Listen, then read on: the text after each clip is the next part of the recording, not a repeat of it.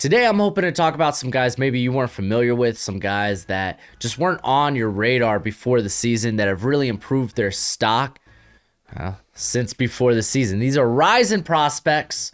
And what's crack-a-lackin'? It's your boy Broshmo, just in case you did not know. So go ahead, become a bro and subscribe. Leave that thumbs up if you enjoy the content. And let me know what you think in the comment section below. Let's have that nice football discourse. And list some of your guys that you think are really rising, that are the cream of the crop. That was a terrible Macho Man impression. Oh, yeah. Yeah, let's go ahead and get into this before it gets too degenerate. Brennan Armstrong. He had quite the game versus Louisville. Did have 2 picks, but for the most part, this is a guy that has been really impressive, especially dating back to last season.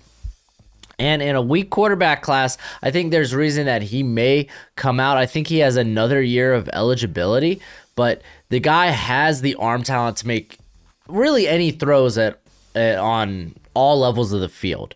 But there are some things with his mechanics that he needs to fix. First off, throwing motion, it's kind of funky because he kind of has this long throw motion, but it feels like he's still short arming it. A lot of it is, well, just his arm, he needs to throw his body into it. He's just, you want to get that nice, ooh, that's, why? I'm not a quarterback. I can't perform it.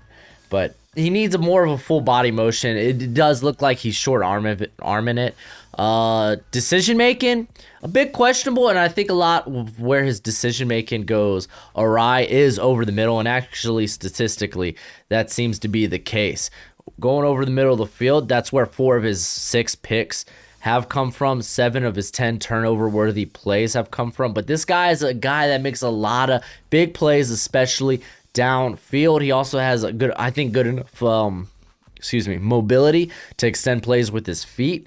By no means a complete prospect, but in a quarterback class that's kind of not looking great, not looking good. There's going to be a lot of interesting prospects that end up returning. I think he could maybe elevate himself and really just reap the rewards of, hey, this quarterback class, not so great. And this guy, there's a lot of meat to the bone when it comes to his potential. I really kind of see him maybe in that mid to early day 3 as a developmental prospect at this point. But again, don't know if he gets a Senior Bowl, but I know he has the ability to come back for one more season. At running back, Jerome Ford out of Cincinnati. I'm so happy that I started picking up and watching a lot of Cincinnati games recently because this cat, I like him. He is a former Alabama transfer. There is pedigree to this cat. He's 5'11", 220. He looks thinner than 220 admittedly, but he is a home run threat anytime he touches the ball. He has some real breakaway speed. He's a very patient runner, especially just waiting for running lanes to open up, and he's shown the vision to actually find those holes. He's tied for 16th in the nation in forced missed tackles this season, 28 forced missed tackles on 82 carries. I'm telling you, he doesn't feel 220 and doesn't really play like it either. I wish there was a bit more physicality to his game. Like we see it a little bit around the red zone, but you don't really see that really anywhere else on the field. But the guy's shifty. I really love his shiftiness. Again, I'm just going to say this. Former Alabama transfer, former Alabama players, that should mean something. 5 fumbles on 186 career carries. Something to monitor. Only has 1 fumble on the year, but something to watch. But he has kind of become one of my favorite prospects in this running back class. That's also a bit lackluster. And then Wandle Robinson at Kentucky, probably a name you're already familiar with at this point, former Nebraska transfer. And I was talking to Alex from the Hail Mary podcast, and we were talking about Robinson. And we have a few different thoughts on how to compare him, because I kind of see him as a lighter Devin Duvernay, if you remember the now Baltimore Raven, former Texas prospect, and Alex kind of sees him as this bigger Jaylon Darden, the North Texas prospect, now rookie at in Tampa Bay. I think, I'm kind of cool with a mixed match of both because I think we both agree in terms of how he can be used, that this guy's a high-end gadget player. Keep in mind, 5'11", 185. He's kind of maybe you could even maybe say a small Kadarius Toney. Not much smaller, but like, man, he's got like 10 to 15 pounds less than Kadarius. But Robinson's a guy that can create after the catch. He can burn you deep. I see him as this guy you can kind of pop into the slot and then even into the backfield at times. You just got to get real creative with him, and I like that a lot. He has 24 missed tackles as a receiver through his career and 26 as a running back. And again, this is like Tutu Atwell. If that dude could go in like the second round, and I mean, Tutu did go in the second round, correct? Let me verify. I know I was pretty. I didn't like where he went. I wasn't that high on Tutu Atwell. Yeah, he went in the second round, end of the second round. I'm just saying, if he went at the end of the second round, I really like Rondale a lot. So watch this guy. I'm willing to take a shot at him on day 2. Trey Berry out of Boston College, the tight end position, man, had quite the game against Clemson. He had 7 receptions, 82 yards. He's a very similar prospect to the former Boston College tight end Hunter Long. Berry, he's a Jacksonville State transfer.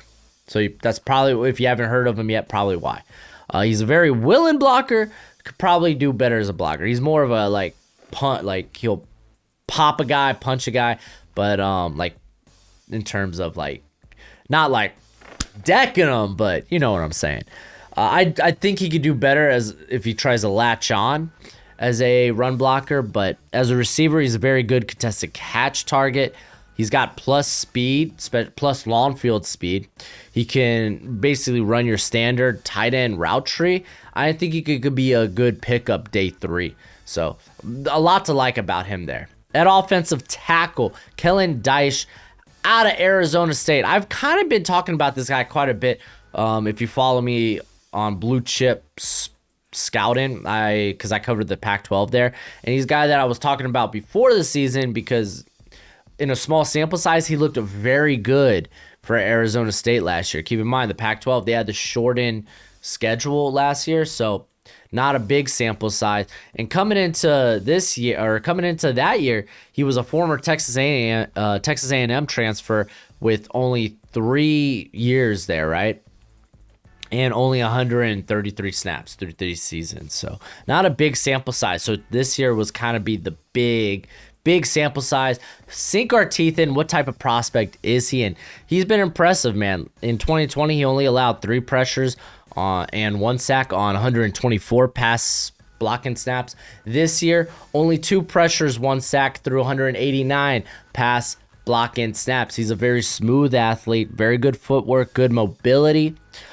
He's not a people mover, but I think he does a good job of maintaining his ground. I think he's got a good anchor, which you kind of worry about those guys that are a bit taller. He's 6'7". You worry about them getting out leveraged. I don't think leverage is going to be a problem with Dyche. The problem I see, we're talking punching again. We're boxing. When it comes to these smaller, more crafty, savvy, shifty, fast, let's just go with that, speed rushers, he likes to kind of just punch at him rather than just, dude, lock on and ride this guy past the pocket. That's probably one of the things I'd say he needs to improve on. But, man, I'm liking this guy. 3rd, 4th round. I think he might be worth a look, especially if you got that outside zone blocking scheme. Marquis Hayes out of Oklahoma, here for the interior. Got him as a guard prospect. 6'5", 324, 0 pressures this past week against Texas. Man, this is a Texas defense. I was getting some pressure, at least when it came to, well, no, they were getting pressure on Caleb Williams as well, but Spencer Rattler had a rough day at the office. We already talked about him earlier in the week, but Hayes is super strong. He's this phone booth type of blocker, type of offensive lineman. I really like his length.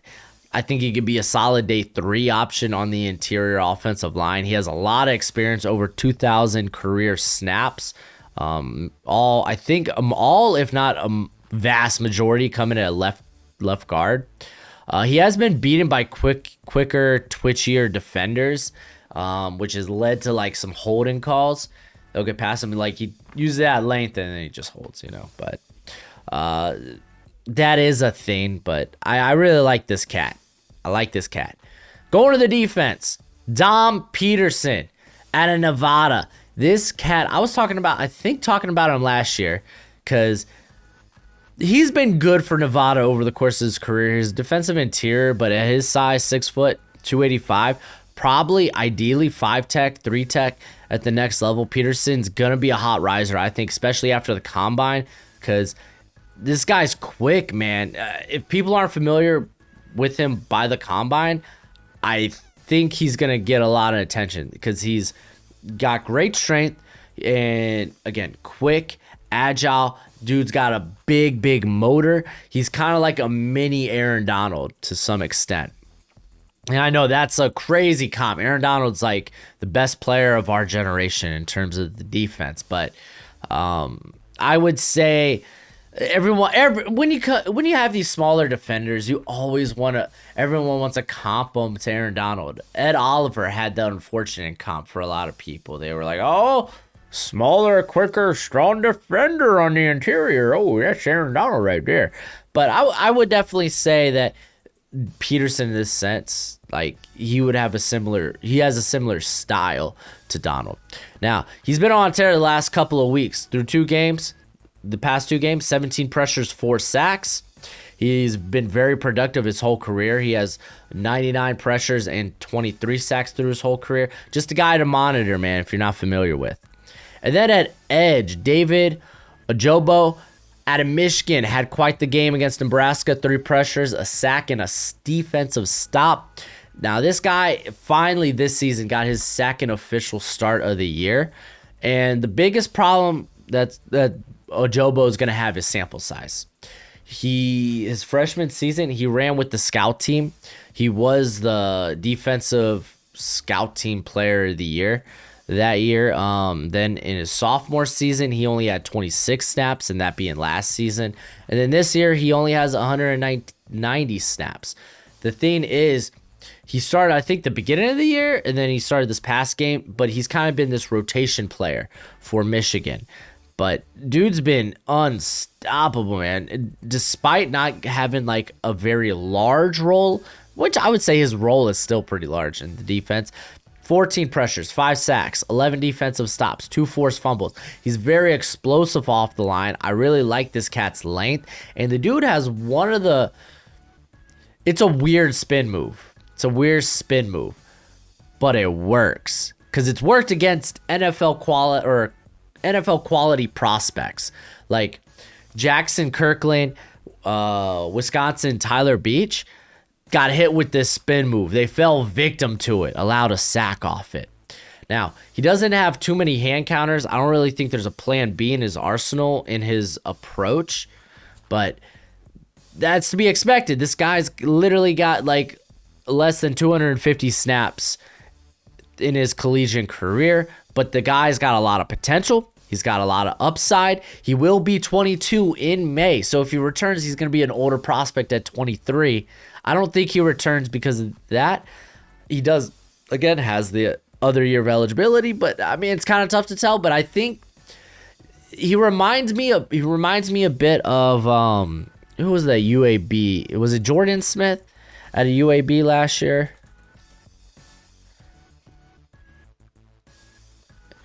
It was Jordan Smith. He reminds me a bit of Jordan Smith, though I think that Ajobo might have a few more actual pass rushing moves in the toolbox. Not many. I think they're very comparable prospects. And I think what round did Jordan Smith go? Because he actually kind of fell. I'd be willing to, I think, take a shot on Ajobo on day 2. UAB. Oh, no, he went in the 4th round. Okay, that's actually about where I had him. Okay, I like that. Let's go ahead and go to the linebacker position. Justin Jacobs out of Iowa. There's going to be a lot of, like, this Iowa defense is going to produce some guys in the next draft. I like this cat a lot. He had 3 tackles. He only allowed 1 reception on 4 targets for 11 yards. Also had the interception. The guy's a very sure tackler. Only missing 1 tackle on 27 attempts through this season. A majority of his snaps have actually come in the slot. He plays that like overhang role for Iowa. Dude's been wonderful in coverage. Y'all already know I'm a sucker for coverage. I'm a sucker for a coverage linebacker. That's why I loved Jabril Cox. Everyone knows I love Cox, right? But he keeps receivers in front of him, and he's only allowed 106 receptions on 106 yards on 15 receptions this season. He might allow quite a bit of catches, but they don't go anywhere for the most part. So that I like that. He's not much of a blitzer, but that's not really how he's utilized. Though in the small sample size we do have of him as a blitzer, he has 4 pressures on 15 pass rushing snaps. I think that's actually through his career too. But the guy, he moves well around the line of scrimmage. He doesn't get hung up on blocks. I think he can be a solid run defender. I really like this cat a lot. And then at corner, I got Jermaine Waller at Virginia Tech. Actually, some of y'all in the comments would be like, yo, Jermaine Waller, like past couple weeks, been talking about Jermaine Waller. And Waller was a guy that, man, I felt weird about last year. Just, I don't typically, like, it's real easy to fall in love with speed and athleticism. And I don't know necessarily if Waller has that. But this guy, he's got length. He does a good job of being at the contested catch point consistently. I mean, it's resulted in 4 interceptions this year. Let's be fair. Virginia Tech, they run a lot of zone. But with Waller, I think he might be more ideal as this, like, more of a press guy rather than a guy that sits back and kind of lets the play happen in front of him, and then he kind of jumps. Like, he's good at recognizing route concepts. I will say that. He's very good to catching on to what the offense is doing, what they like to do, their tendencies and whatnot. But I love the length. I love the competitiveness. 4 interceptions on the season. Speed's going to be a big question mark. At 180, at 6'1", 180, he doesn't nearly look as thin as you would expect for that type of profile, but we'll find out more again with weigh-ins and whatnot. But definitely an interesting prospect. Lewis Cine, voice crack, out of Georgia. I know a lot of people have been kind of talking about this guy, so he might not be this guy that probably wasn't on your radar. But he wasn't a guy on my radar before the year. And I kind of have this tendency not to really like Georgia safeties because they get overhyped. And then what? They, like, I remember with J.R. Reed, with Richard LeCount, people are like, you're crazy. These guys are one of the best safeties in their respective classes in 2021, 2020. They're like, you're crazy. This guy's 4th, 3rd, 2nd. I saw people give LeCount some first-round bids, and I was like, you crazy. Like, I feel like that type of hype has led to me to have this bias against Georgia's safeties. And even so, I think I liked Mark Webb better last season than LeCount. And the guy was a corner moving to safety. But Lewis Cine seems like the real deal. The dude's a headhunter for real. He loves making the big hit. He's been very active active around when the ball comes around. Like, in terms of his ball skills, he's been very good this season. Let me actually bring him up. I think he has like 4 pass breakups. He's got an interception. Let me just confirm. Can confirm that is the case. But I like that what he does around the line of scrimmage. I think he's a very good run defender. They mainly use him. Georgia, they'll like show too high and then they'll move into this like cover 1 look, and he is the one back there. I don't think he is a guy that you want to be your center fielder. I think he's like, there's a Jaquan, right? Brisker, the Penn State cat. What's his name? I can't think of his name off the top of my head.